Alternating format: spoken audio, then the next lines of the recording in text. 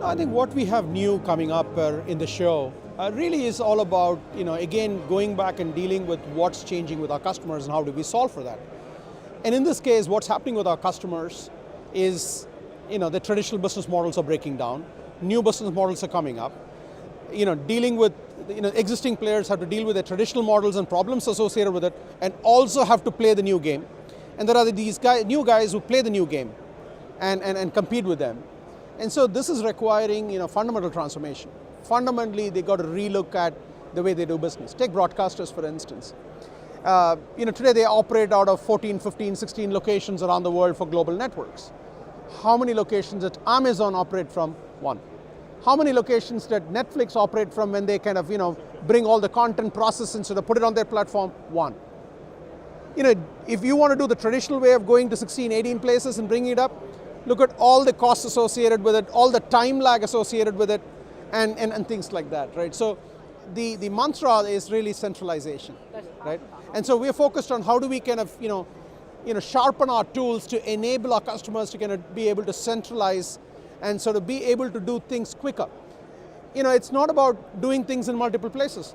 The amount of things that you got to do all at once, what you did over 6 months, you got to do all of them concurrently in less than 30 days. So you suddenly have an explosion of concurrent activities. You got to have tools to be able to kind of do all of that, right? And you got to be able to do this all in a secure manner, right? So fundamental paradigm of how you would manage the business, the supply chain, I would say that has completely changed. And customers, some of them are taking a look at it, some of them are starting to look at it.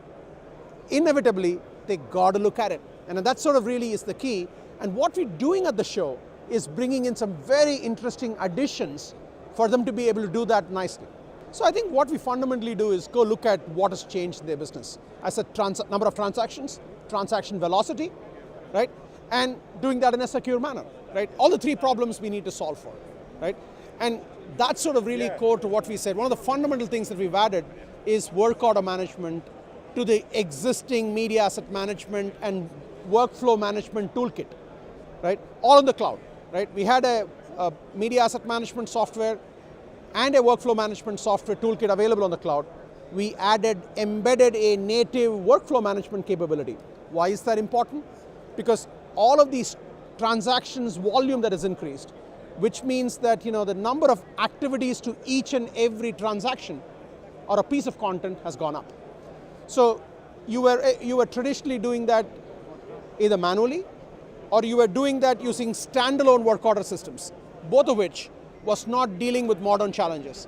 We brought that in so that customers can deal with, what we call is this media ERP stack that we have on the cloud. We just bolted in work order management natively in that, so that they can really be able to do transactions quicker, right? And spending less human effort in doing those transactions.